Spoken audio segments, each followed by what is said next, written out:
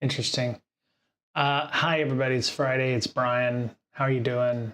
Welcome to all the lurkers. I don't know who those are because I don't look. I don't look at lurkers. So if you're lurking, cool. Welcome.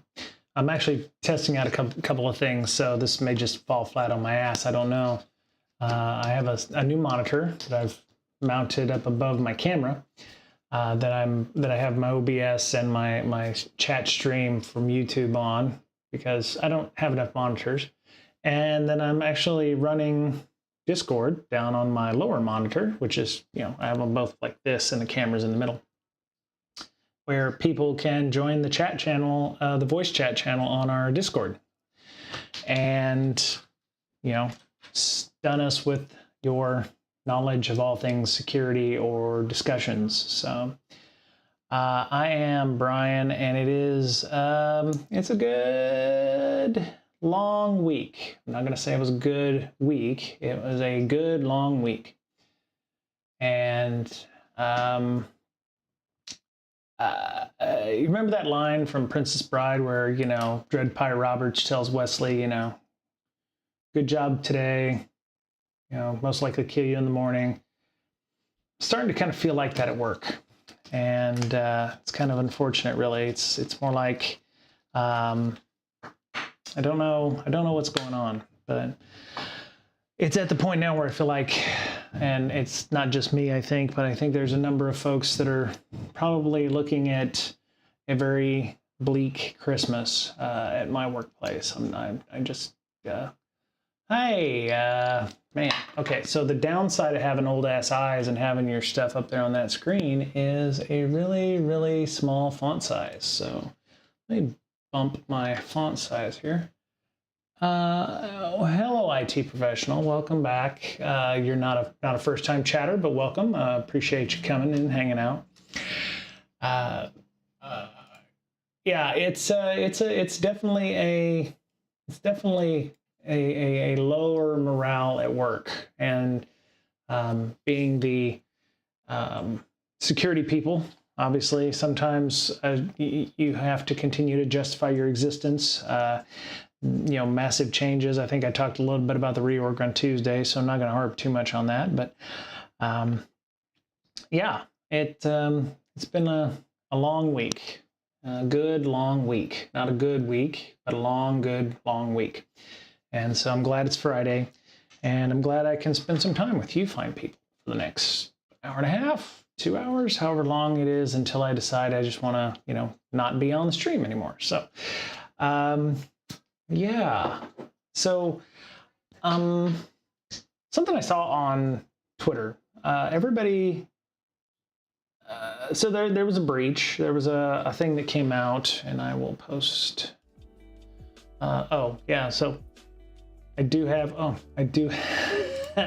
So the music you're hearing is from Chill Hop Radio, which you can go there to Chill Hop Music, and they don't pay me for this. So I'm just going to go ahead and pop the URL there. And my audio is, there we go. Yeah. Been using that one most of the day, so it's probably time to switch that out. There we go. So there was a tweet that went out, and apparently Internet Archive, the vast repository of knowledge breach, has been breached. Bleeping Computer has reported it impacts 31 million users. Not exactly sure how that works yet. My guess is that there is credentials, because I do believe you can sign up for. Okay, I'm going to backtrack on that, a little continuity issue back. I'm going to back up. Apparently, there's 31 million accounts that people have made on Internet Archive, because for whatever reason, you can make an account on Internet Archive. Not exactly sure why one would do that, because all of the information there is free. I'm sure there's some kind of benefit to it, like there must be a reason. I don't know what that is. I don't have an account on there, so thankfully it doesn't affect me.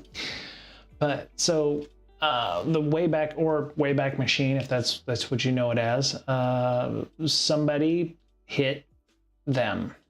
And Have I Been Pwned has a breach notification, sent out some information. Apparently the authentication database 9 days ago was hit, 6.4 gigs of a SQL file called iausers.sql, containing authentication information for registered members, email addresses, screen names, password change, stamps, bcrypt hashed passwords. That's important.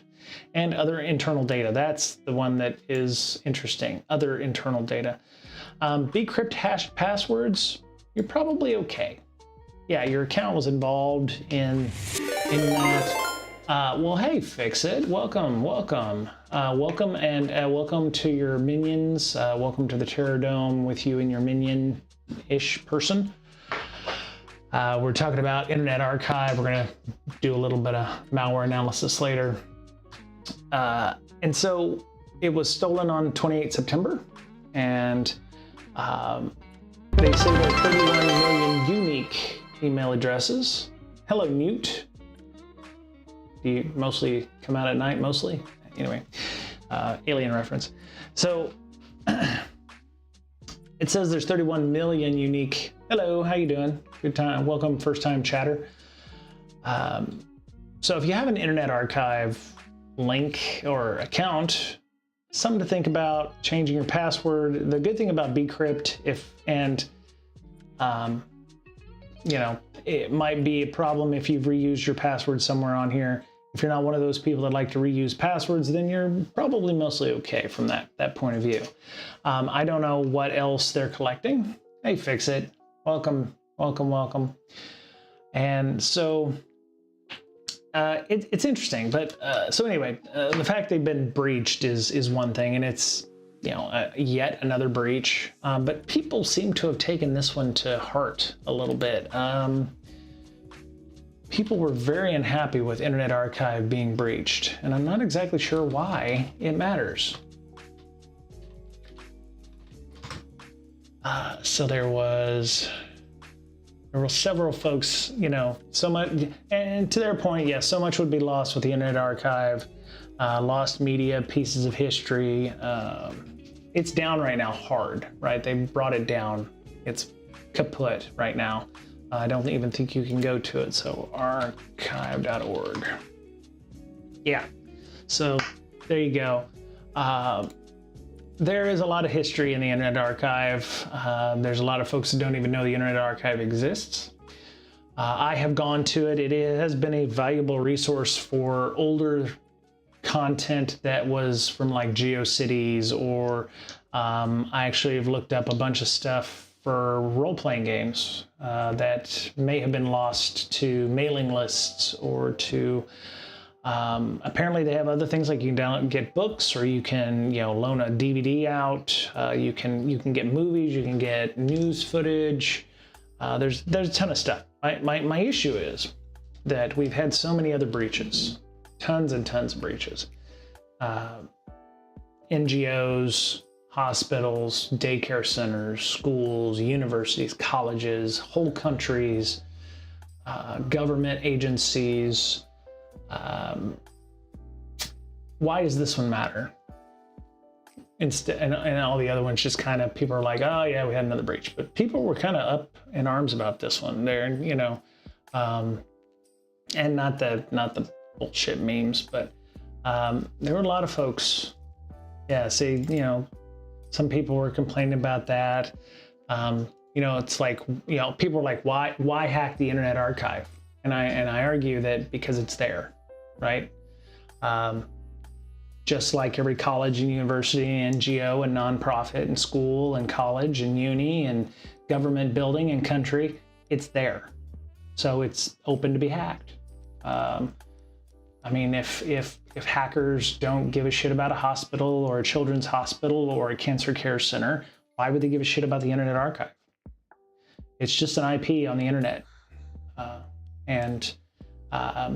Yeah, I mean, that's cold as shit, but I mean, it's no less true.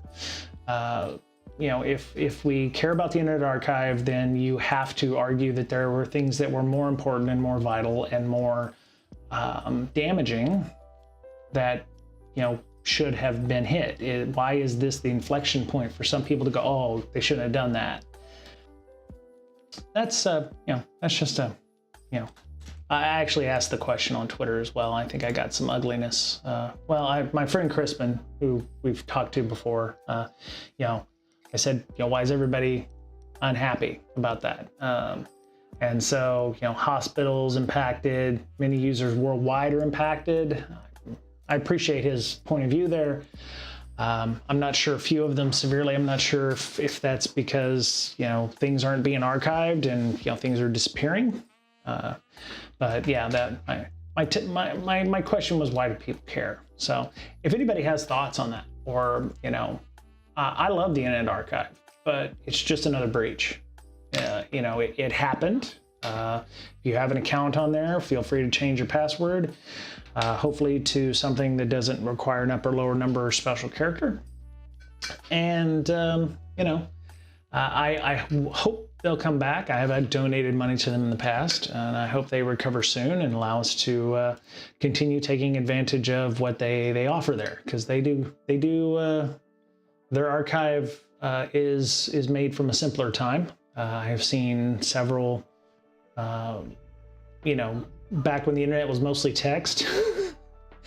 I have found a ton of stuff on there that I'm very happy to have. So, all right. I think there was one other thing. Let me see. There was no vulnerabilities that came out. I rebooted my box, so I lost whatever it is I was looking at earlier.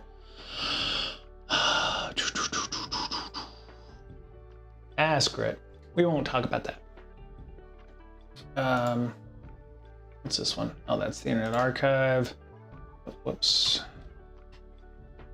Oh yeah. So let me see. Was there anything else? Yeah, bcrypt is good. Thankfully we don't find out they're MD5 encrypted. Let me see what else. DDoS. They also suffered a DDoS attack. This Black Meta hacktivist group, they'll be conducting additional attacks. I'm assuming they have a reason for it. Actor used a JavaScript library to show alerts to visitors. They've disabled the JS library scrubbing systems, upgrading security. Awesome. I think it would be interesting to actually talk to them about what they do for security purposes. How they secure that, and they have a lot of data, right? It's a ton petabytes worth or exabytes worth of data. They're facing both data breach and DDoS attack at the same time. It's not believed the two attacks are connected. Okay, sure. We'll go ahead and continue believing that. I'm not sure.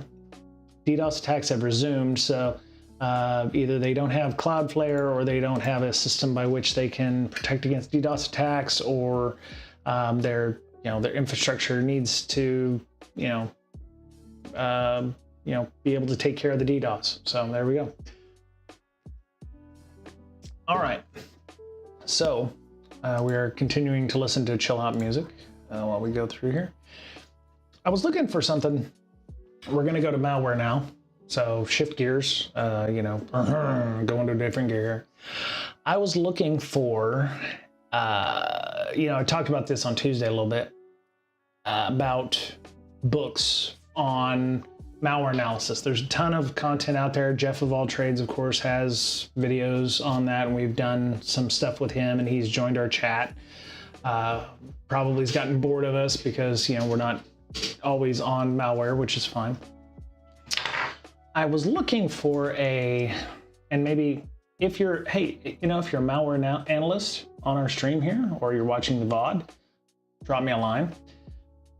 Do you have a checklist or a run book or some kind of rules by which, sorry, I'm still checking out work. Part of being under a new org and a new boss is sometimes your boss likes to work 60 hours a week.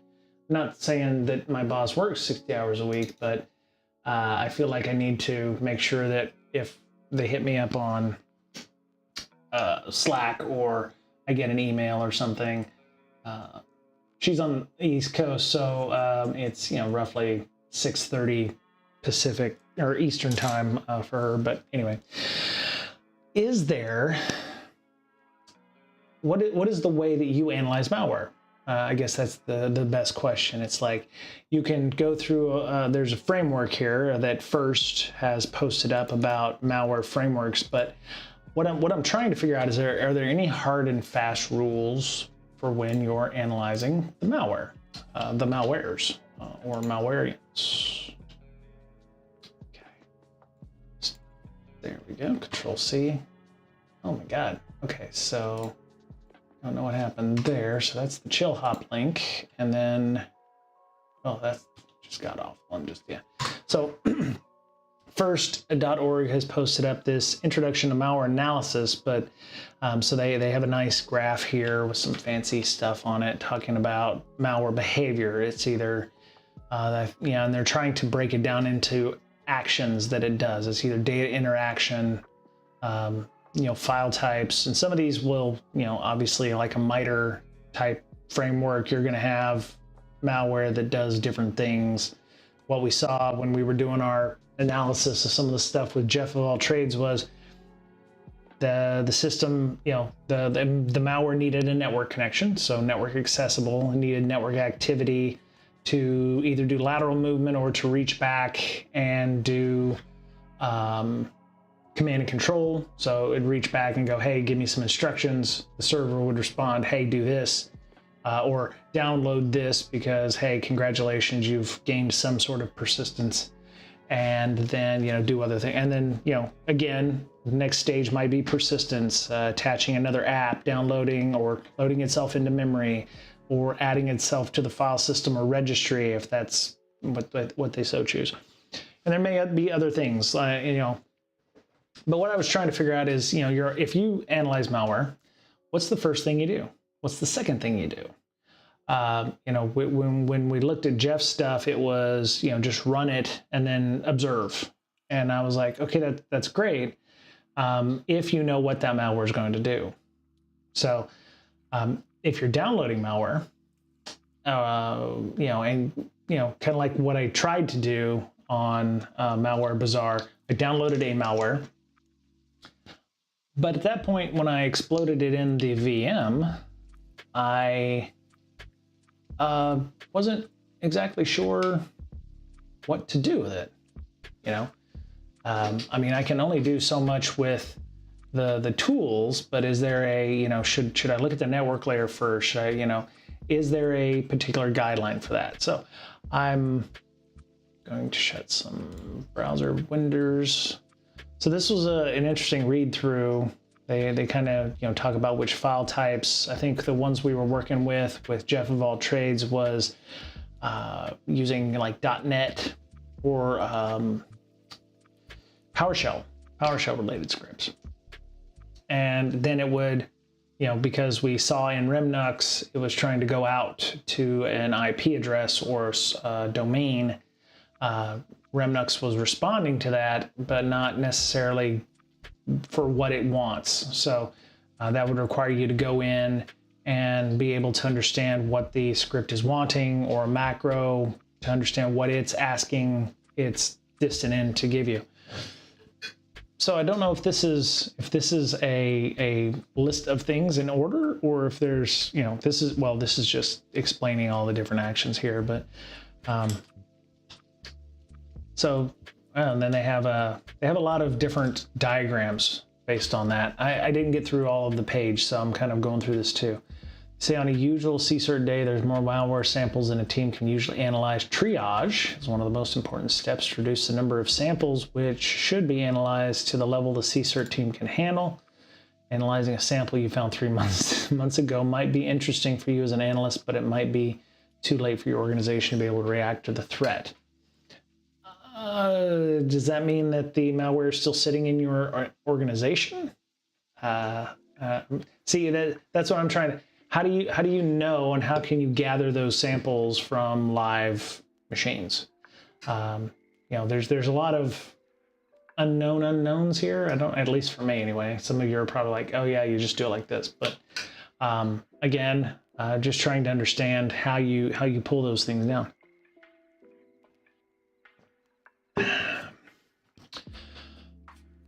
I do like this. I do like the diagrams. They're very easy. So you have sensitivity, samples originating from the internet found on a host or blocked by a filter. Target. It targets servers, desktops, mobile, IoT, or device specific. Number of occurrences. So this feels like something you might write up a report for. So when you're doing the triage, you'll have a run book where it's like, okay, entry in a, I don't know, Jira or something, or ticketing system of some kind where I'm analyzing this malware and these are the things that I need to know. The sensitivity may be dependent on who it affects inside your organization. Whether or not it can or cannot be shared is going to be dependent on impact, systems affected.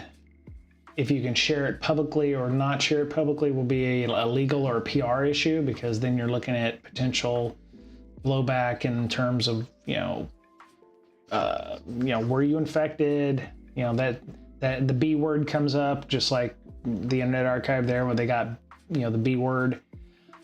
There's a lot of unknowns there, and it is, when you're talking to most legal folks, it depends. It's going to depend on a lot of things there. Let me see. So actual analysis. So there is a lab setup here. Let me just go see if they've actually. I think what I'm looking for is like a step-by-step kind of thing, but they're just kind of, let's see, scroll down here. Static analysis. So there is something. Okay, so I can follow this. I can follow this. This should be easy. God damn it! Why did I say that? Why did I say that? Should be easy. So I think Jeff kind of went through some of this with us. If you think about it, is a file type is, it's a PowerShell script, or, you open it up in something and it's actually not a PowerShell script, it's really a .NET file or something like that. Is the sample in a single file or split over multiple files? Identifying a hash. That's where we got into trouble, because I was like, oh, I can go through the walkthroughs with these, but the hashes for what we downloaded versus the hashes that the walkthroughs were different. So you almost have to get one that matches the walkthrough that you're going to go through if you want to, attempt to walk through a how-to on analyzing malware. Fix it. I'm setting up a Windows 10 VM for buffer overflow and other low-level stuff right now. Okay. Very good. I have my Windows box. When I logged in this just a few minutes ago, it told me to change my password, which I had given it a password, and then I was able to set a blank password to change my password. So my Windows 10 VM now has no password, which is great. But how's that coming along there, Fix It? You're setting up a VM for buffer overflow and other low-level stuff. Sounds like you're setting up a lab for OSCP or something.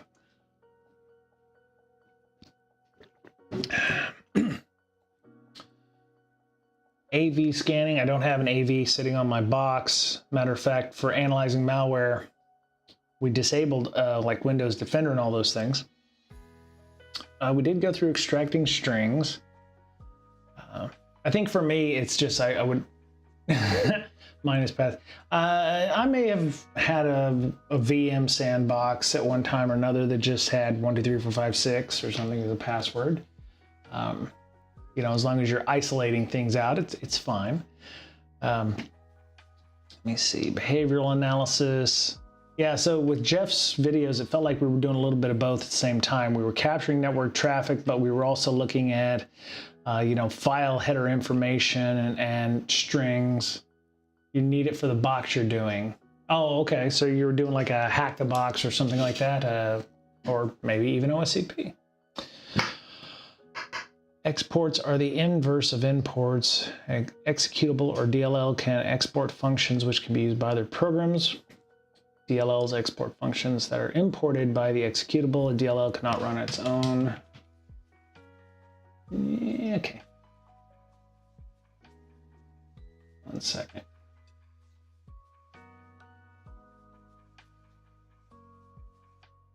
Let's see.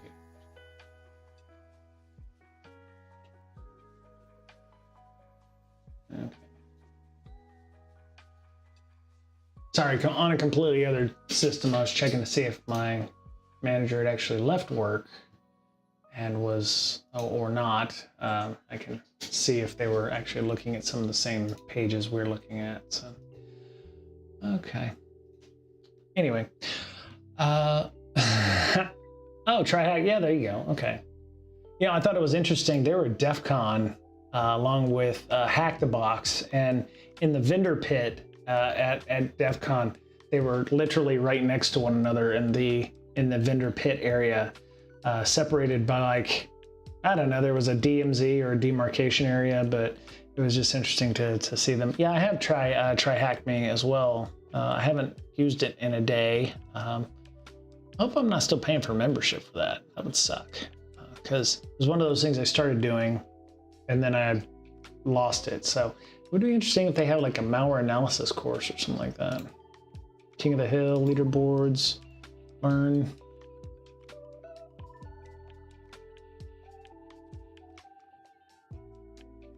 Junior pen tester, web fundamentals, red teaming. Red teamings have swords and shields. Okay. Let me see what else. Extended search. Is Clippy gonna come up and tell me, hey, we noticed you're looking at the malwares? Okay, so of course they have an intro to malware analysis. It's medium length, basic dynamic analysis, malware introductory, start of a series of rooms covering malware analysis. Then you're gonna learn like malbuster and volatility. Again, TryHackMe is not paying me for this, but you know, if you're interested, I haven't logged in, so there's no referral code or anything on this. Okay, seriously. Okay. How is baby formed? Seriously. Why is control? Okay, so it is slow as shit. Okay. There he goes. That was weird. Okay, yeah. Copy paste is a little slow on OBS. Okay. There he goes. Wow, literally 5 seconds to get the copy paste in there. So I don't know what's up with that. And yes, I'm sure Hack the Box has something similar. You know, they have, I wonder if they have malware analysis for upper, lower, middle management types. I don't know if there's, what's prerequisite here for this? Oh, it's premium, of course. You have to, you know, get in the premium side here. So it's going to cost you $9 a month for that. I mean, that's a small price to pay for, hey, buddy. Small price to pay for a malware analysis tool. Yeah, custom learning paths, advanced reporting, transferable license, dedicated CSMs. Okay, all right. Might be worth it to go through those. Not sure I can do that on stream, but we'll see what happens. Anyway, so behavioral analysis, DLL analysis, anti-reversing techniques, post analysis. That's the report. That's the important thing. And ideally, you're supposed to be documenting as you go along, but you know, it is what it is. Let's see what this is.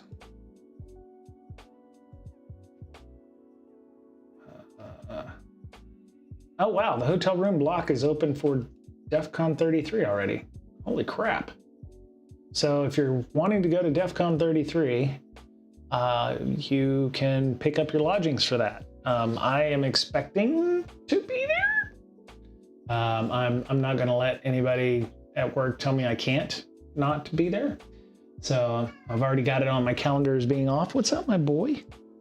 What's up, my big man? Meow. What is it, buddy? Come here. Come here. Oh my goodness, such a big man. Oh my goodness, such a big boy. He's a good boy. This is my boy Q-Tip. Yeah, he's a good boy. Yeah.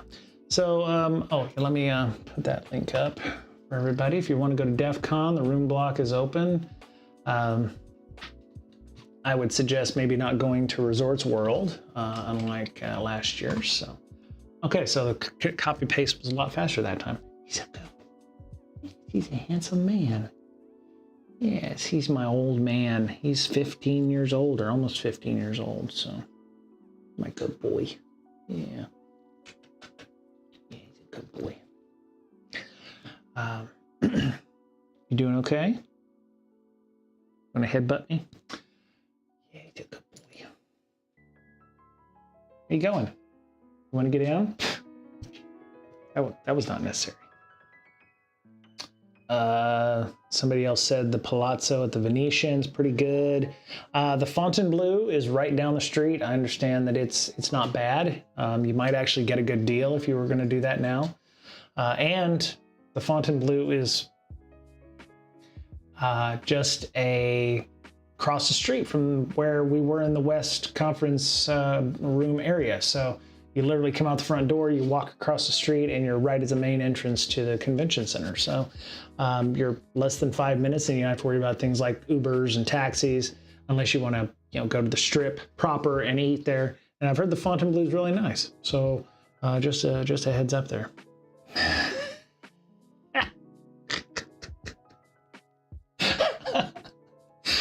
I have no idea from that point of view. From a goon, I have no understanding of what the room blocks are for that, but apparently it is what it is. Oh my God.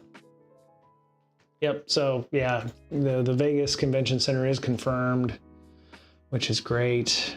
And yeah, there you go. Anyway, back to what we were talking about.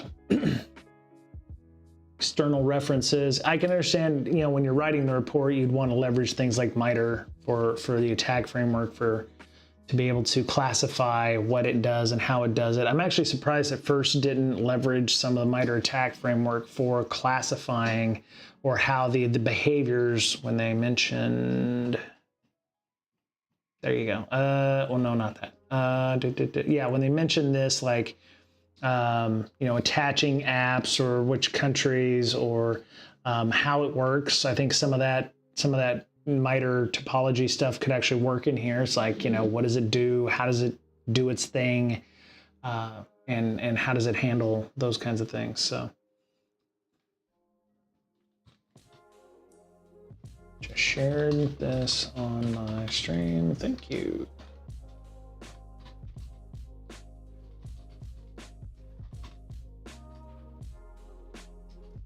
Go. Yeah, so let me minimize the screen or make it less big. Let me go and let me see if Jeff has anything else. Jeff of all trades. There we go.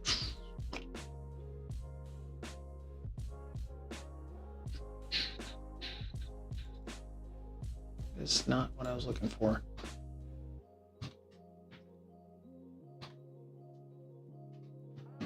There we go. Yes.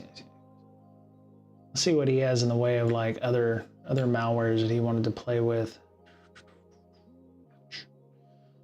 Coding the Rat King. So. Okay.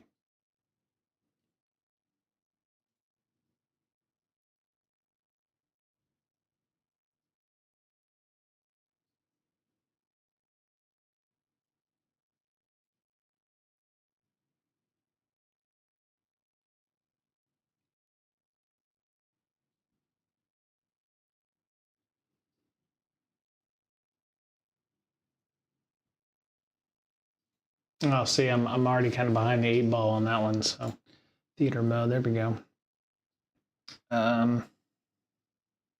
So there are a few things I probably need to learn from a malware analysis point of view. Sometimes it feels like I'm coming in around step 12 when I should have been following step 1 through 11. But I did, yeah. I mean, I can run strings on something, and understanding some of the for loops, the if statements, and those things, I can get those. So we'll, and hexadecimal, binary, and digital, or decimal, binary, and hexadecimal, I can use a converter or something like that if that's what it is. But we'll see what happens with that. So, all right. So Rat King, I actually tried analyzing a piece of malware on my own without any kind of help with that, and not any help, but going through an existing walkthrough from someone else. And unfortunately, it was a Rat King version, I think, but I was using a different write-up and a different variant of Rat King from the walkthrough, which I figured out after the fact, because the IOCs mentioned in the walkthrough didn't match what I was seeing. So what I'll probably do is walk through this, and then he can show me where to download all the things that I need. So let me see. Yes, he's got excellent references. Are you good, buddy? You want to get down? He's a good boy. So there we go. He's a good boy. YAR rules, yeah, so there's a ton of stuff in here, and it goes roughly an hour. So we're not going to make it all the way through this video, but we'll learn a little bit about Rat King and what it takes to have a frozen browser. Let me minimize that. There it goes. There it goes.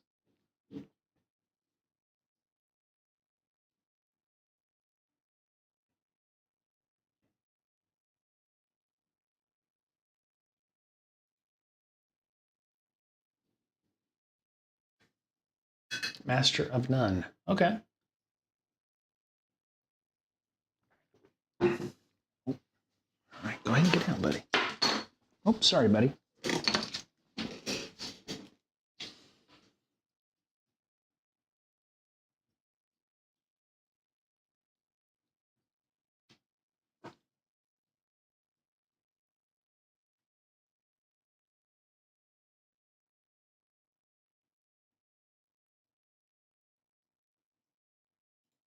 So he actually created an async rat parser, which we have, I think, installed in our Windows box. There was an async parser that he had that oh yeah, here, Rat King parser. Pause and unpause. There we go. And there we go. Yeah, so the Rat King parser that you can look at will open with Visual Studio, and you can see everything that he's got here. Runs in Python 3, and I don't need that. But you can see where the async rat config parser. So he's gone through several iterations of this, MIT licensed, of course, all your dependencies. So you can go through and look at what he's got here. Yes, I'm aware there's no audio. So thank you to the whisperer who just said that.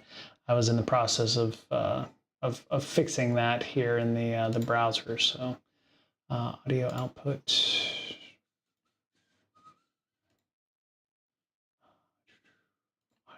Sure, yes, Edge Audio. There we go. And oh yes, Edge. Okay, and just to make sure that it doesn't. There you go. Other stuff: regular expressions, malware analysis tools and techniques, cryptography, Python itself, which is what the majority, all of the code is going to be written in this video. All of that's going to help you, but it's not a necessity to understand everything that's going on. And lastly, just as a final note, I'm not an expert in anything. Neither am I. Not programming, and sometimes I'll have very experienced programmers come in and be like, do you know this guy who is on this YouTube channel and he claims to be a Python programmer, but he's not even using type hints or anything? And it's like, yes, I know him. He is me. I'm not an expert in that. There's going to be things that people take issue with in my style in this video, I know. With that said, I always appreciate good constructive feedback about things I can improve with my code or styling or bugs or whatever, as long as they're delivered respectfully in the comments. Or you can get them over Agreed. on Mastodon, InfoSec Exchange, Reddit, and of course the GitHub repo that's linked in the description of this video. Right. That will also be the place where if you have bugs or issues or anything else with the code we discussed today, you can submit issues or PRs or anything else you'd like at GitHub. And finally, please like and subscribe if you enjoy.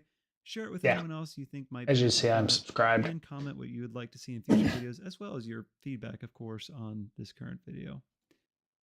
Jeff, Jeff makes good content. Problem is, it's like he makes the videos at like 4 a.m, which may be the only time he has a chance to do that, or like 2 or 3 a.m. But yeah, so go check out his page, go check out his channel if you can.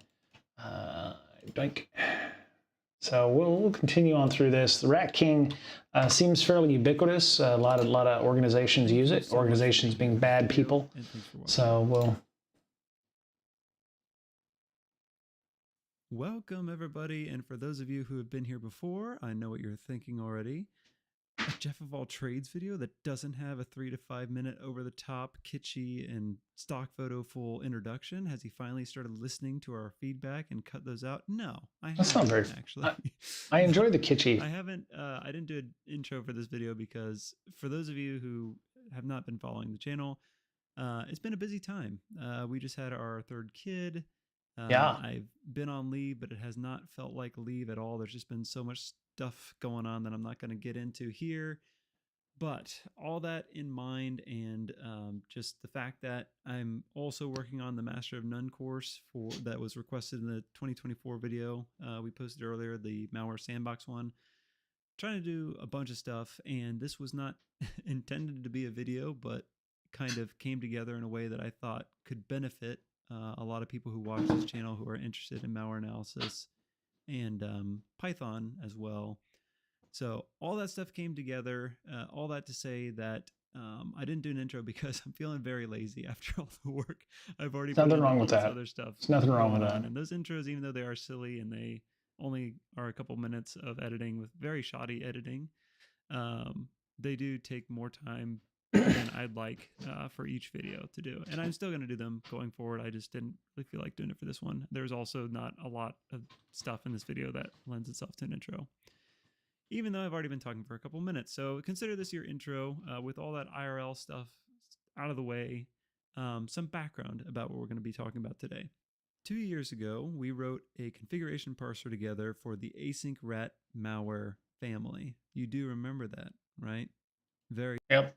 That's the parser that you see here. I'm sure there's other versions, but this is the version I pulled down a couple of months ago. So it's obviously, there may be changes. So feel free to go grab that if you can. Very special night in our lives, right? No? Oh, okay. I thought I must have mistaken you for that other viewer, the more loyal one. No, I'm just kidding. That was a ton of fun. I learned a lot from that video. That was a nice transition. I like that. If you did participate. And along with that, some of the feedback I got in the 2024 survey and just in general from comments on Mastodon and YouTube here, a lot of you want to see more malware analysis videos. The only thing you all want more than malware analysis stuff is game modding stuff, more game modding stuff, which is fine. I love that. We'll have more of that soon. Shorter form content, which I'm trying to at least do a little bit more relatively shorter form content.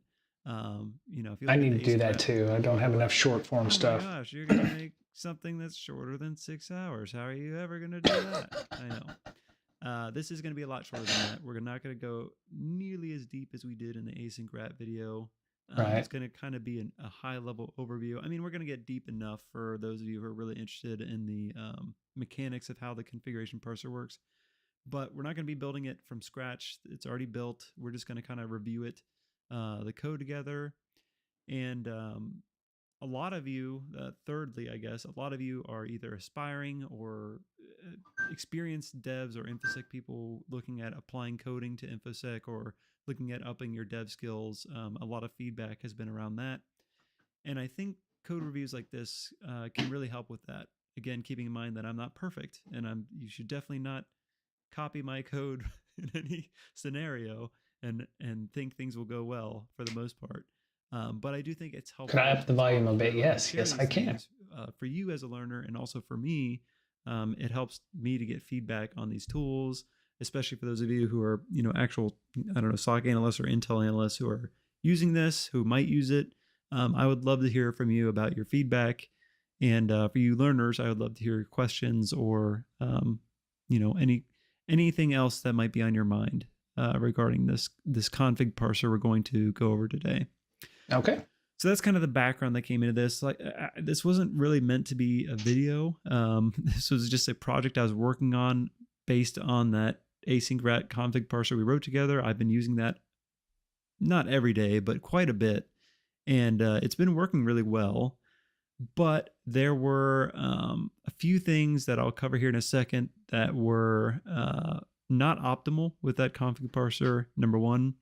And number two, there were other malware families. For those who don't know, there's actually quite a few malware families that are, or rat remote access Trojan families that are based off of async rat, or that steal or reuse code from async rat, or that have some kind of derivative. So there's quite a few families that are out there. We'll talk about 4 of them today, including async rat, that use kind of the same configuration that our parser was set up for. So I really wanted to expand on that parser we built to make it work with a lot more rat families.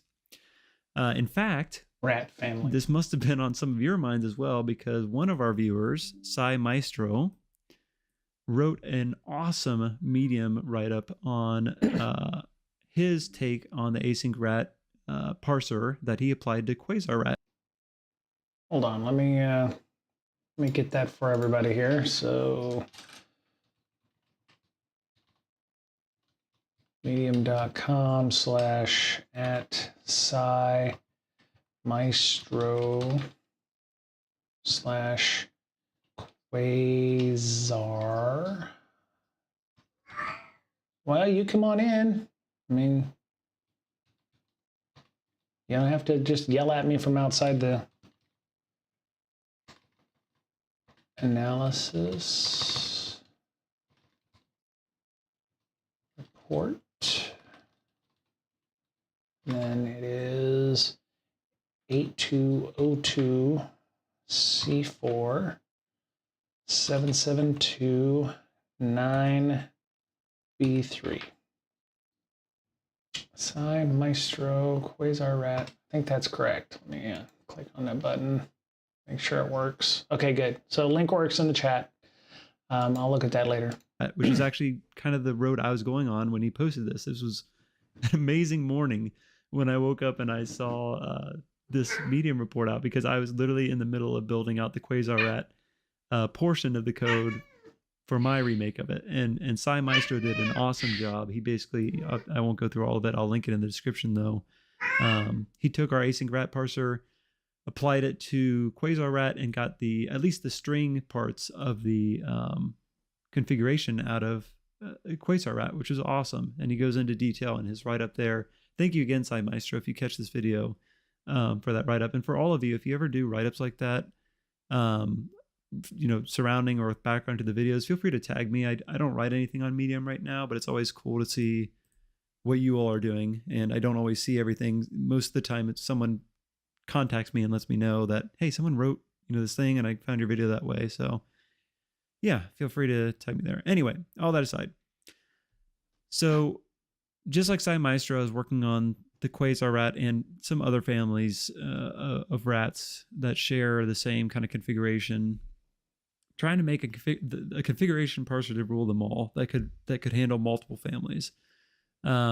I had made some headway, but I kept running into, reconsiderations of assumptions we made with the async rat config parser, roadblocks adapting it to new data types. More and more, I kept refactoring, trying to find some kind of least common denominator among all the families that, could be used to parse all of them. And you'll see this project, the Rat King parser, as I'm calling it, is kind of the end result of that. And it's worked so far in testing, knock on wood, fairly well. but I'm definitely looking for more feedback. So again, if you're someone who might use this tool, please let me know if you have other malware families that you'd like to add to it, or if you find anything that's useful or not so useful or buggy about it. So that's kind of the background for this. We're going to be talking about 4 rat families in particular. Like I said, Quasar rat, async rat, DC rat, venom rat, async rat. Obviously, we covered in the last video.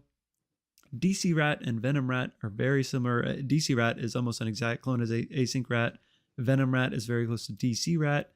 Quasar rat is probably, this is the one I focus the most time on because it's probably the one that's similar enough to async rat but has the most changes to the configuration, which we'll see in a second when I pull up the builder here. So that's where I kind of put most of my energy, was in Quasar rat.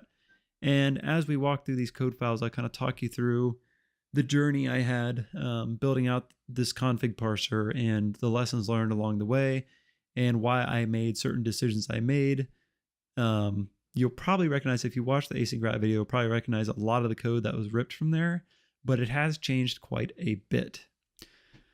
So before we get into, I'm going to pull up my VMs here and pull up an actual Quasar rat builder. We'll actually build a payload and run it, and I'll show you what that looks like, just like we do with async rat. I want to talk about quite a bit of Python here. All right, go ahead and get down. There you go. So get your IDE up running if you want to follow along here. There's also links in the GitHub here. Copy link. Let me make sure this will copy. Oh, that's not what I need. Okay, so there we go. You can get his GitHub where the script will be right there. We'll go back to the video. There's quite a bit of content here in the next an hour and 20 minutes. I've never built a parser myself, so that's kind of why I was following along here, trying to figure out what their thought process was. So I think this is where we're going to get into where we need, hexadecimal, binary, and decimal stuff. And it's just I've never built a parser before, so I don't know how you would actually go about doing that. And we'll hopefully learn that here. Were, as I alluded to earlier, shortcomings in the original async rat config parser. And for clarity, I'm not going to change the parser, at least not in relation to these things, because I think it still stands on its own as a great learning tool. Forgot to close my find window there. But there are things that I wish, going into this config parser, I knew I wanted to make better. The first of those was that I tried not to use any external .NET libraries to interact with the executables. We actually did all of that. You kind of see it alluded to here. We did all the calculations for the metadata in the .NET tables. We did all of the string conversions. We did all that stuff from scratch, which was awesome. That was the intent of that tutorial, and that's why I'm leaving it alone, because I still think it's super valuable to have that experience. Right. The problem with that, and by the way, I think I mentioned it in that async rat parser video, but the reason I didn't use many external libraries at all is because I wanted to build everything from scratch. But then after filming in post, I realized, or it was even after the video was posted, somebody commented on the GitHub, I realized that the cryptography library is external. And for some reason, I had it in my head that was a baked in Python library. Anyway, so the first video ended up not even being pure Python. There was an external library in there as well. Anyway, the problem with not using an external library is that this portion right here, where we calculate the row sizes of all the metadata tables and use that for like translating string addresses to string values, this data doesn't stay the same between samples. Now, when I made the async rat parser video, I tested this across a few hundred samples of async rat, but that data was biased in that I was looking at, for the majority part, there were a couple of samples in there that were from different threat actors, but for the majority of the part, I got my data from a few, 2 to 3, I think, threat actors who used async rat over and over and over again, so they weren't changing their payloads that often. What I later learned is that these row sizes are not guaranteed to be the numbers you see here. They change from payload to payload, dependent on a number of things. So that was the biggest thing that was kind of a drawback when making this new config parser that I knew I wanted to fix, is making sure that we didn't have anything in here that was hard coded and might change from payload to payload. And that's why it took so long, is because it was difficult to come up with something that was agnostic enough to all these different variations, but still has some kind of least common denominator to work off of. And again, So what and if I'm wrong here, somebody please let me know, but so he's got this map table and he is trying to create like different, like, so like the type def is row size is 14. So he's assuming that every time it's going to hit 14 on the row size, but he says that not every, for instance, not every row size for the type def is going to be 14 characters.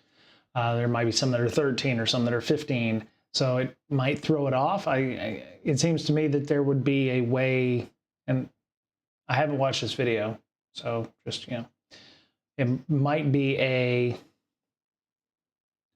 what I'm guessing is he's going to try to find some way to create ranges, or, if it's 13 to, and try to narrow it down to which async rat it is, or, be able to parse which async rat type it is, or something like that. Feels like, that's, could be just talking out of my ass too, but we'll see. talk what that was in detail in a little bit. But before we hop into the code, I do want to open up a couple of VMs and just set up an environment to, number one, look at Quasar Rat, the builder. We'll have a victim and a server machine, and I'll show you what the actual deployment of the malware looks like, and kind of look at the, we'll build a configuration ourselves and then parse it with the finalized config parser. So I'll just show you how to set up that environment. If you want to skip this part, that's completely fine. I do recommend if you're going to use the config parser to watch at least the second part of that, the part where we are going to set up the parser and download the requirements and install all the different dependencies for it.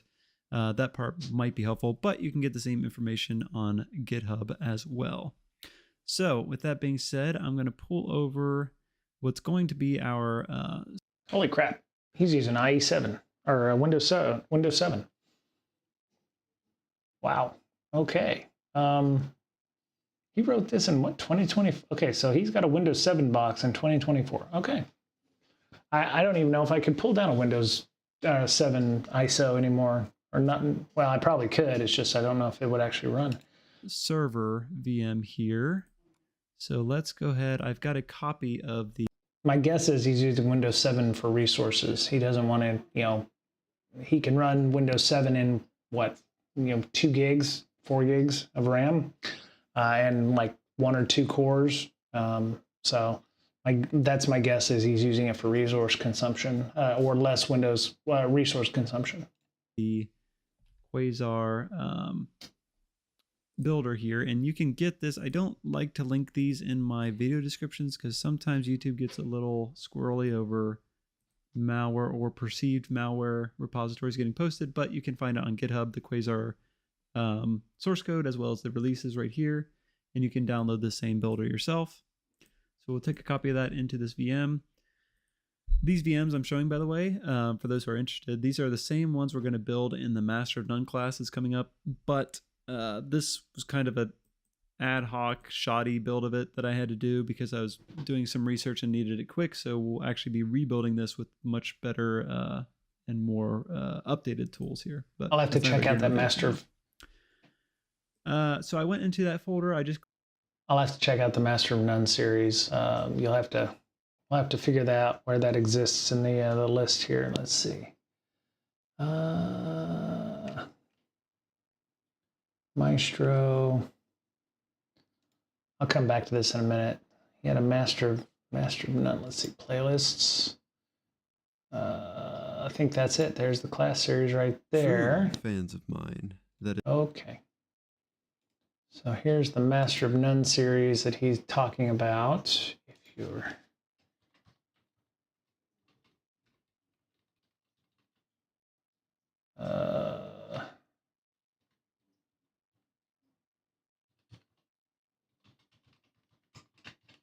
There you go. Got that. That's the playlist for that.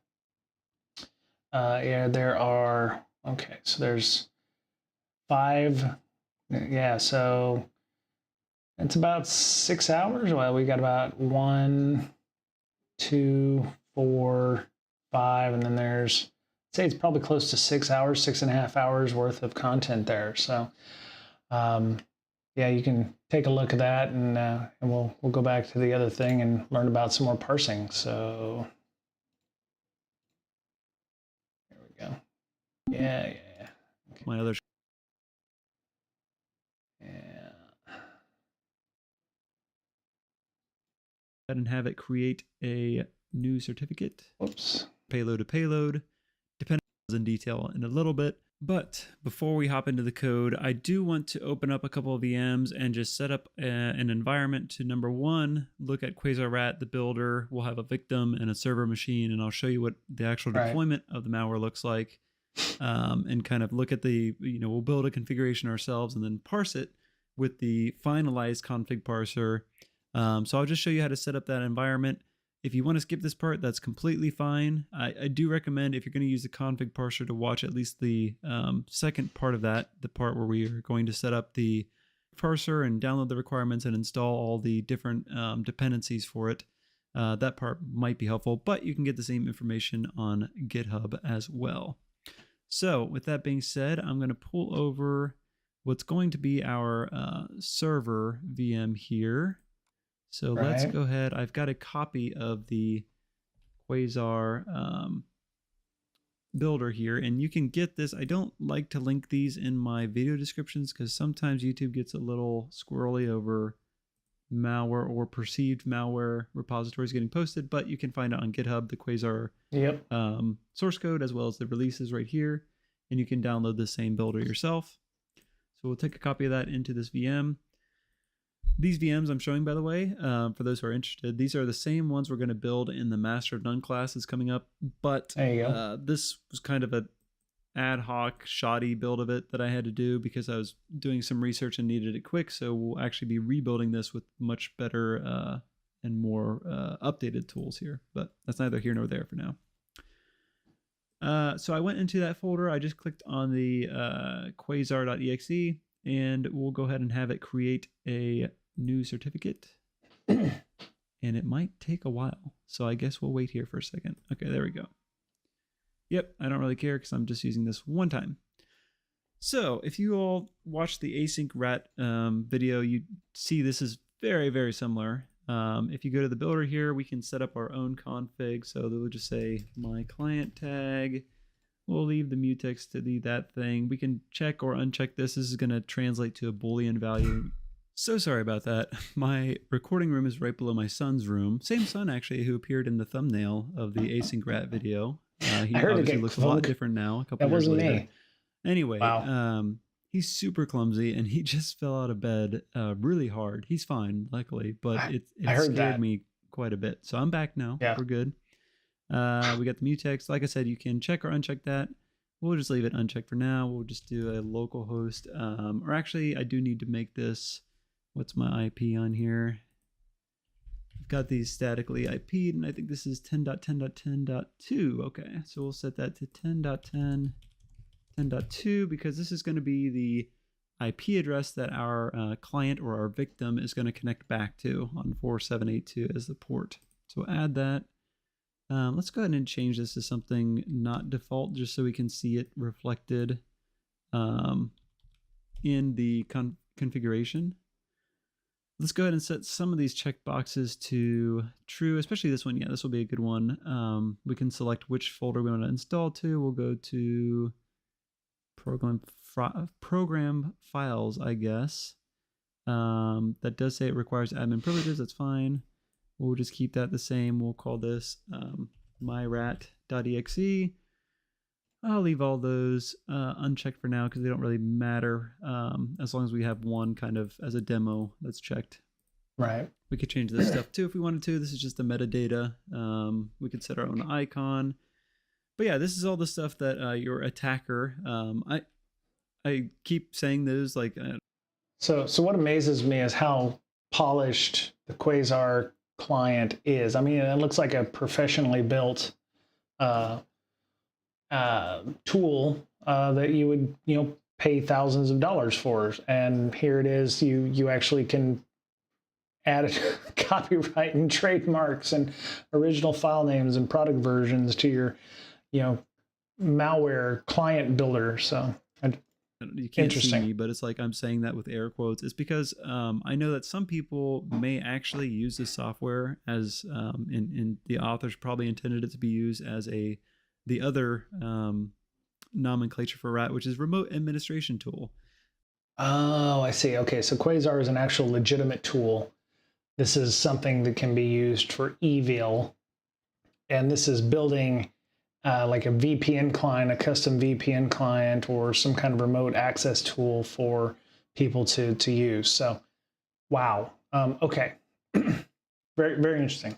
Or a legitimate product, but for the most part these days, it's going to be not so nice actors who are using this to con victims, basically. So if I use victim and threat actor, no offense to the authors who may have intended this to be used non-maliciously, that's just what I'm going to be saying.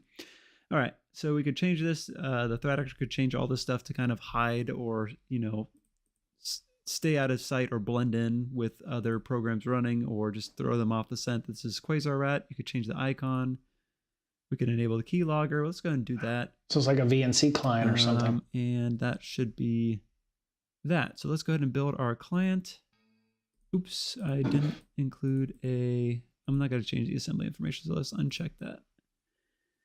And we'll just call it something like a threat actor would. We'll call it like a acrobat.exe or something. If I wanted to, I could have put, an acrobat icon or whatever. So now what I'm going to do is I'm just going to transfer this over to my other machine, my other Windows machine here. I'm going to go ahead and add it to an archive and put a password on it just so I don't accidentally click on it or something. As I transfer it over, we'll use the well-known infected password. And it's got acrobat.exe involved too. Let me pull up my other VM here running Windows 10 or Windows 7. Sorry, I thought this was a Windows 10. And this will be our victim machine. So let's go ahead and pull over our acrobat.zip. And these are all on the same internal network, so they're not internet connected to the actual internet. And we'll go ahead and run that. And let's see what happens over here as our victim over here runs the program and it gets kind of set up. So first of all, let me confirm. I've got my victim pulled up my other screen here. Let me confirm that it's actually connected and it's pulling an IP. And in a minute, if it is, we should be. Oh shoot, that's why I just saw listening false. That would be why. We need to start listening. Start listening, right? We should see. Okay. New connection pop up here in a second when the heartbeat happens on the victim. I'll try to pull these up side by side. Not much going on the victim right now, at least not that's obvious. If you look in Process Hacker, you might see the program running still, and it's right here. Do we see any network activity? There we go. You know what I did wrong is I totally forgot. Remember when we made that option that said you need to run this with administrator privileges? That's what I forgot to do, is run that with admin privileges. So I just did that, and now we see I'm connected. And at this point, the threat actor I'm just going to blow my threat actor window up here. You could do just about anything to this machine you wanted to. We can start the keylogger. Let me hop over to my other machine here and just start typing something random. Why am I having such a problem here with VirtualBox? Well, I think I just answered my own question, because how many times has that phrase been said? Let's see. This is a key logged statement. Let's see if the keylogger picks that up. Over here, get logs. And yeah, it's actually even somewhat letter by letter there because of the delay, but you can see that you can do just about anything once you have the actual client running. And you saw on the victim machine, you basically don't have any inkling that anything's going on in the background. That's impressive. I don't want to go through all this. Let's see. So we're decompiling and comparing the rat. So let's see if okay. So and let's go ahead and close this. I'm going to go ahead and bring back up my assembly acrobat.exe and pull it in here. Okay, so he's going to take the assembly exe with Quasar Rat. Something that it does that I think the vanilla baseline version of Async Rat did not do, although I've seen samples of Async Rat that do it, is they mangle the names of everything. So you see that instead of having nice settings here, I get a bunch of different Unicode strings of characters, which makes it very hard to find the config. So for comparison, let's go ahead and pull in the other samples we'll be looking at today in my little zip here. And I've labeled them all so we can keep track of what's what. So let's take a look at like a blank async rat, or actually let's take a look at, let's take a look at both. Let's take a look at the blank async rat config and the encrypted one. And let's what's the difference? 3 times now. I can't say it. I cannot physically say it again. Let's see what those two configs look like. So in an obfuscated, unmangled program, you kind of have these nice to look at names for everything, and client.settings is where we're going to find our configuration. Right. This is the encrypted one. So all of these are going to be base64 encoded and also AES encrypted. I see. So we'll need a config parser, or we'll actually need to run the sample to get the actual values for these config settings.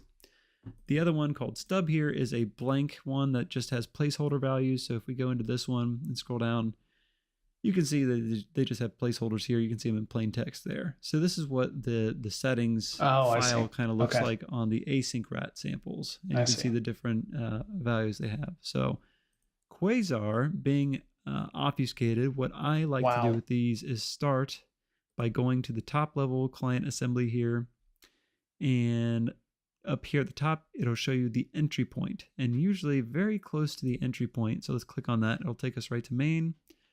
Somewhere very close to here, the one of the first things these rats usually do is read in that config. So if we look at the last thing that's called in main is application.run, and then it has a new object here. Let's take a look at that object. All right, there we go. I just opened up a new tab to compare the async rat initialize settings function, because you'll see when we go into this, this is the function we loaded into actually, but in the same file, there's an onload function.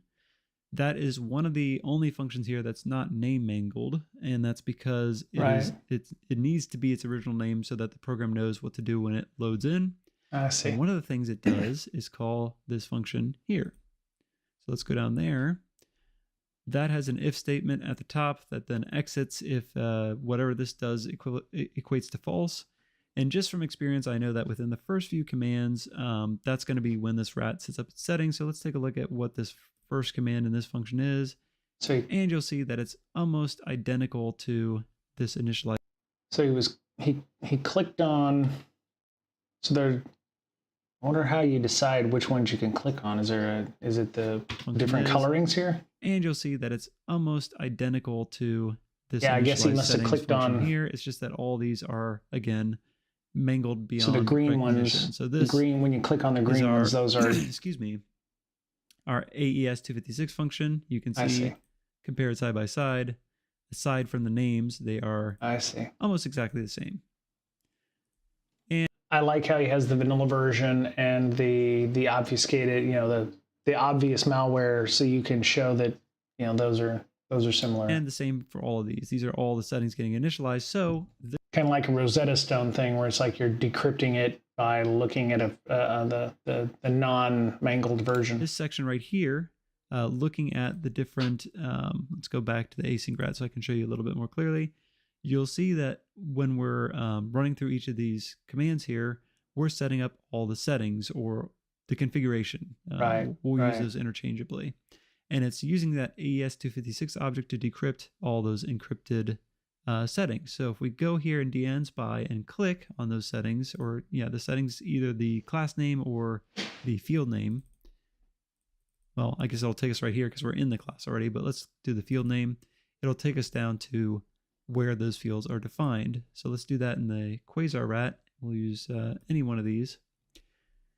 And we see that it looks very similar to the async rat config with a few key differences.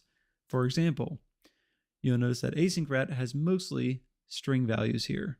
In fact, all of these are string values except for the server certificate right there. While the Quasar rat one has both strings, or as well as strings, it has also an environment.special folder object, which is program files. That's the folder we set to install to, if you remember. It has an integer here for the reconnect delay. It has some Boolean values here, true and false, for those various checkboxes that we looked at.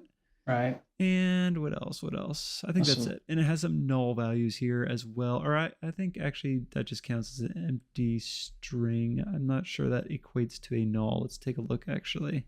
Yep, never mind. No nulls in this one, but we will see a null in some other payloads. In fact, now that we've seen the similarities here, let's go ahead and pull in for later. Let's pull in all of the other malware families we'll be looking at today. Okay. We're going to bring in DC rat. DC rat. We'll go ahead and look at this one. These are real malware samples, by the way. I'll give you the wonderful link to, or the link to the wonderful site Malware Bazaar, where you can get free malware samples. Just make sure you download them and extract them into a safe environment before you play around with them. And for example, if I wanted to get a bunch of DC rat samples, I could do something like that. Bearing in mind that these tags are not always perfect, and they're based on a number of factors. So some things that come up as DC rat might actually be Venom rat or some other malware family. So just keep that in mind, double check. Yeah, this one was confirmed. That's what I ran into. I picked up something that was supposed to be async rat or rat king or async rat, but it was a different variant of that. So when I was trying to analyze it using the walkthrough I thought I had, because they should have matched, they did not. So that's why I ran into some issues. DC rat, which makes sense. DC rat is fun because they usually tell you when you go into the settings. Well, when we parse it, you'll see they usually tell you right away that it's a DC rat. There'll be something in here that says it's DC rat. There we go. So again, very similar to async rat. Mostly strings. There's one null value here, but even that's just a null string. So DC rat, very, very similar to async rat, not too different config wise. Let's bring in I have two different Venom rat samples. I think I've got a 32-bit and a 64-bit, so we'll bring those in. I see. Well, they're not very much bigger, are they? Let's take a look at what these look like in their settings. And these are actually also not obfuscated, so you can kind of see the settings right away when you go in here. So Venom rat has an extra keylog params object. So that's interesting. So you see that this version has split up ports, hosts, version, install folder, which is probably a little different, but they've broken up those string values and with an underscore. Certificate, here's another one, signature. Okay, there you go. As part of the config, as well as server certificate AES 256. Yeah, otherwise this is mostly all strings too. So you can see the pattern here. Like they're very similar outside of, Quasar that has a couple of different settings that involve integers and booleans. So, yep, same thing with this one. Nothing too crazy in there. So after I realized that so many of these different malware families were sharing the same configuration and only slight variations, that's when I really got hyper focused on building a config parser that could handle all of these variations. Now, again, on the surface, all of these look super, similar enough that writing a config parser shouldn't be that difficult, right, to handle all these very similar payloads. In practice, and we'll talk about it when we do the code review, it was really tricky at times. It was really hard to find something that stuck for each payload that we could work off of to identify the settings or configuration section here. And as we'll see in the code, what I ended up doing, instead of focusing on, like in my older attempts even, you'll see, I'll go ahead and switch over to VS Code here. Actually, real quick, while we have this pulled up, let me take a snapshot in case this image goes down. That's important. Yep. And while that's running in the background, I'll hop over to VS Code. and show you one of my earlier attempts at writing this. And in fact, this is one of the ones I screenshotted and shared to the YouTube channel community. You saw a preview of this. And in fact, these files that I showed in that preview don't exist anymore. Because originally, what I was trying to do is build a base config parser and then have several child classes that extended it. And they would all, kind of have a variation based on different attributes of the rat payload. What kept happening is that every time I made a new child class, there'd be some other weird thing that was different than the base parser that I had to create a new, attribute or class constant for, and it just wasn't sustainable, extensible. It's almost like, they're trying to remove the ability to run a parser on your malware to find out or classify the malware. Feels a little bit like an arms race or something.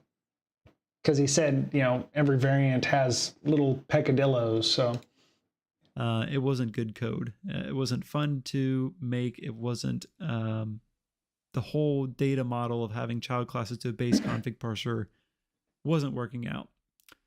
So as we'll see in a little bit, I got rid of all of these and just settled on one config parser. And to account for the different variations in these, I had to find something that was constant through all the different payloads. And that constant thing turns out to be the function that precedes the configuration section. The code for this, you'll see even in the Quasar sample, which I should have kept that class open. Let me go back here for a second. I'm going to have to go back quite a bit. There we go. So even in the really mangled Quasar rat payload, even though some things are changed here from the config in async rat, for example, the code for this stays pretty much the same. And you can verify that by going to edit IL instructions to actually see the different intermediate language instructions here. Or I want to. He said he went to edit what? Even though some things are changed here from the config in async rat, for example, the code for. Okay, so he right clicked and then went. This stays pretty much the same. Edit IL instructions. Okay. In async rat, for example, the code for this stays pretty much the same. Okay, you can verify that by going to edit IL instructions to actually see the different intermediate language instructions here, or you can even compare at a deeper level. Show instructions in a hex editor. Okay. The hex side by side and see that among all these different rat families, they really don't change that function too much. So that's kind of what I homed in on as my least common denominator. And I'll show you in the code how I use that to my advantage when I wrote the config parser to basically look for this function and then pull the section right below it to pull all the config values without having to rely upon, like we did in the async rat payload, the regular expressions or a certain pattern or a certain type of config value.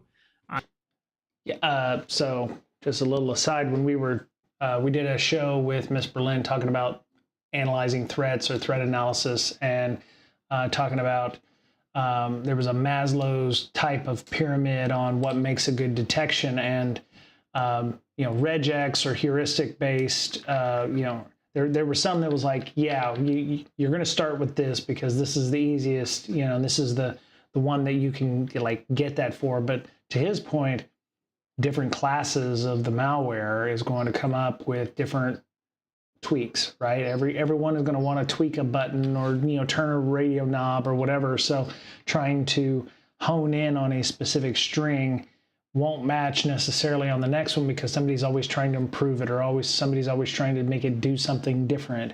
So 100% you want to find that sameness, which it sounds like calling the environmental variables or calling these public strings, whatever is going to call those is going to be the same across that. So it's really, really good logical thinking there.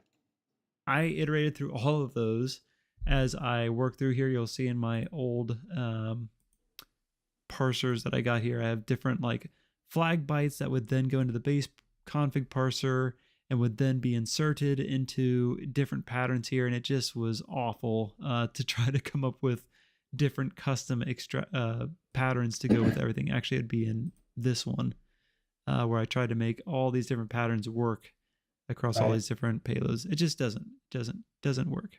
Right. So makes sense. That was a real quick journey through, number one, seeing all the configurations kind of compared to each other, so you can kind of see that they're pretty similar, but some slight variations, as well as talk to you about some of the challenges of writing a config parser that is workable with all of these.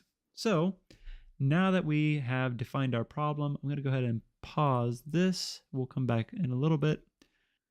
All right, there we go. I'm going to go ahead and pause this Windows VM and pull it aside for now and pull up actually.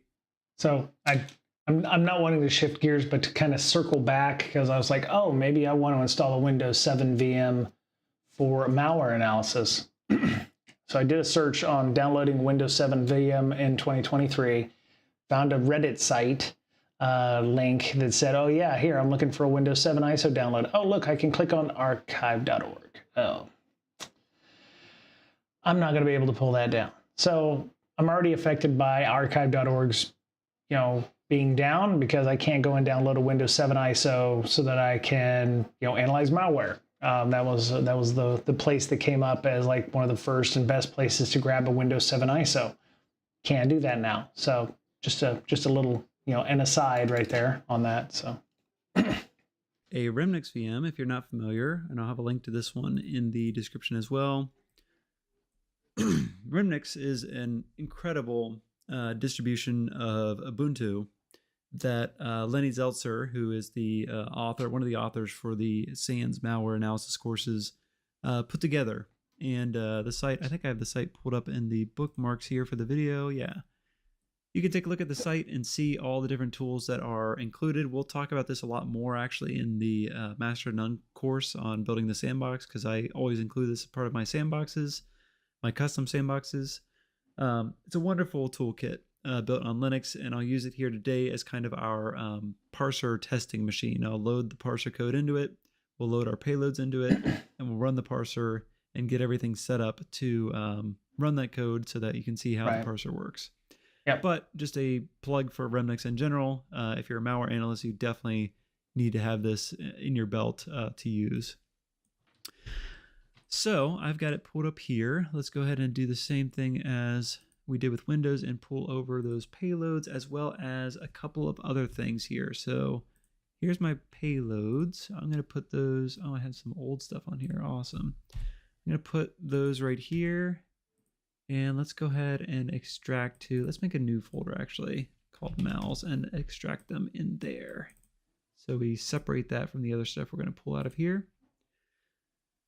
Oh, okay. Yeah. Let me just use 7-zip from the command line here. So mals. There we go. That will extract our payloads. I'll go ahead and get rid of the zip so we don't accidentally run the parser against that. And let's go ahead and pull over a few other things. So first is our code, obviously. Let me just make sure I have the latest and greatest code from VS Code in the background. I'm going to copy that over on the other window or the other monitor here. Excuse me. And then pull that in from here. And when we go, I'll go ahead and demonstrate this. If you look at the ER on this machine, it's at 402. I was using 4.50 when I made the parser, and so I think what's going to happen, well, a few things are going to go wrong actually when we start to try to use the parser. Let's go ahead and try to run the, oops, I need to get into the download folder. Let's go ahead and try to run the parser right away. And what happens? And if it's going to complain because I didn't put a 3 on my Python there. Python 3, yeah. For this distribution. For shits and giggles, you can always put a link shortcut Python 3, so that way when you do run Python, it'll automatically know to do Python 3. And I have to put Python 3 on there. Let's try to run it against something in mals. We'll just run it against dcrat2.exe. And it's like, hey, you don't have a module named .NET file for Python. Now, if I was internet connected, I could just do python-m pip, or Python 3, excuse me, -m pip install tech r rat king parser requirements. That's when we were setting up our sandbox, when he was, walking me through multiple times setting up my sandbox, we had to enable network connection on our Remnux box so we could pull down things. You could do that as well here, I think, probably. It just depends on, what your level of risk here is. If you want a completely clean environment, once you've set up your ISO and you don't want any kind of potential connections from whatever is running on your Remnux box, you can do that. Or you could just, figure out how to grab whatever this .NET file is and install it locally, download it like a module or something, and then you can just pip install locally, and then you'll have it. Most people would install the requirements they needed. Because I'm on a non-internet connection machine, what I'm going to do is actually install them manually, and the way I'm going to do that, there you go, is just pull in YaraPython, which is the only not the only one. YaraPython and .NET file are the two. So those are the zip files we've got. Pull over.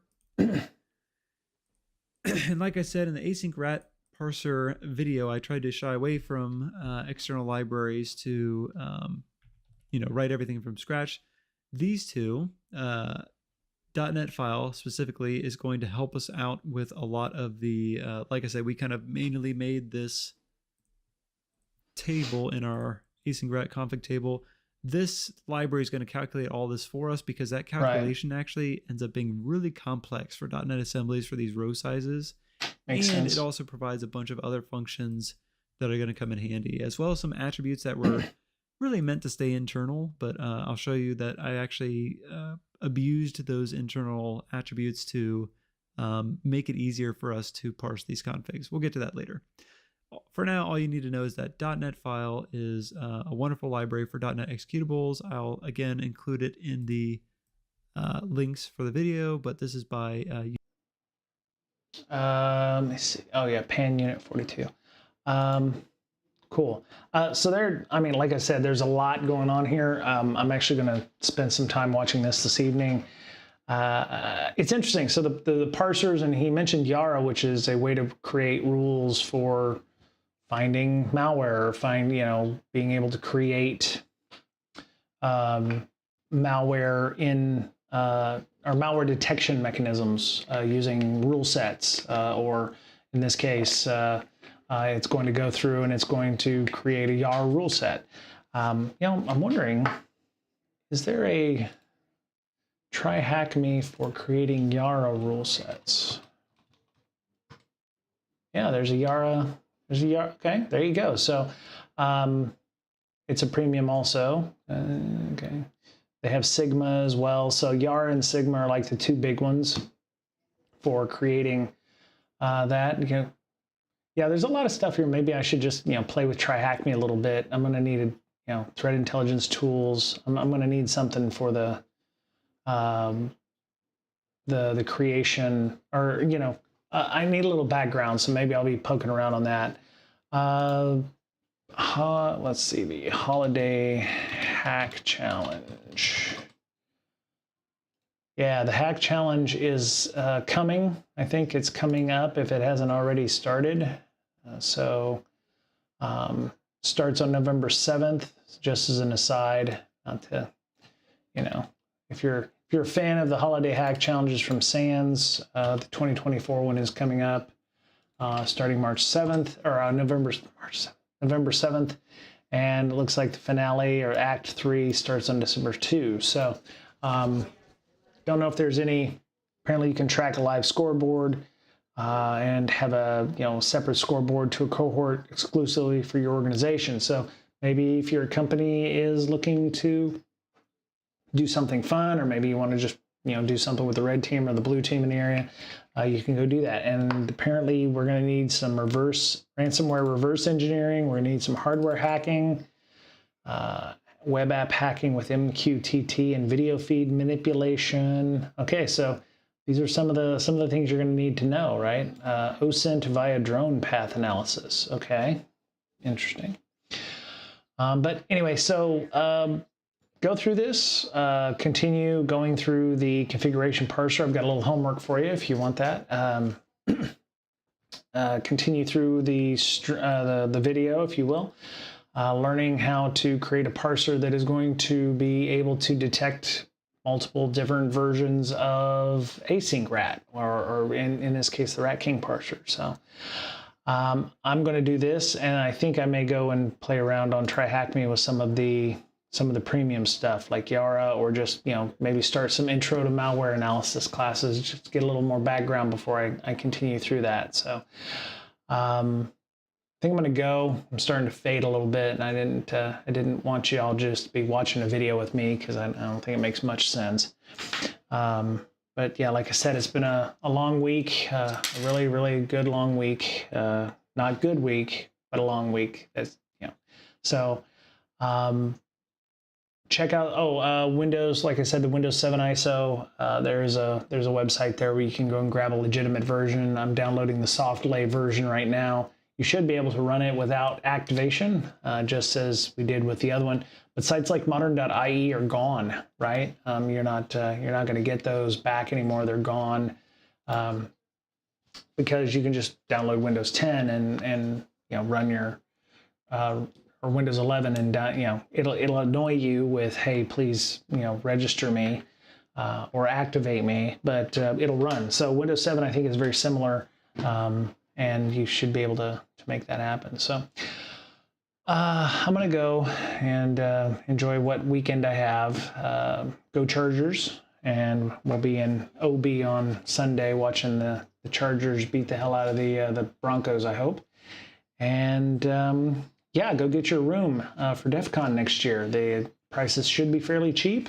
Yeah, I'm going to go. See you on Tuesday. And we'll continue some discussion on malware, and maybe talk about a little news. Hopefully there's not another world-crushingly bad breach that's going on. But other than that, take care of yourselves. Be safe. Reach out to somebody if you need some help, because I've started reaching out to folks as well because of the stressors at work, and I'm not the only person. When I reached out to those folks, they were like, yeah, I'm starting to feel that too. So just know you're not alone, even at work. There's folks that are having the same issues. So take care of yourselves, and have a good evening, and we will talk to you again soon. Okay? All right, take care. Bye, y'all.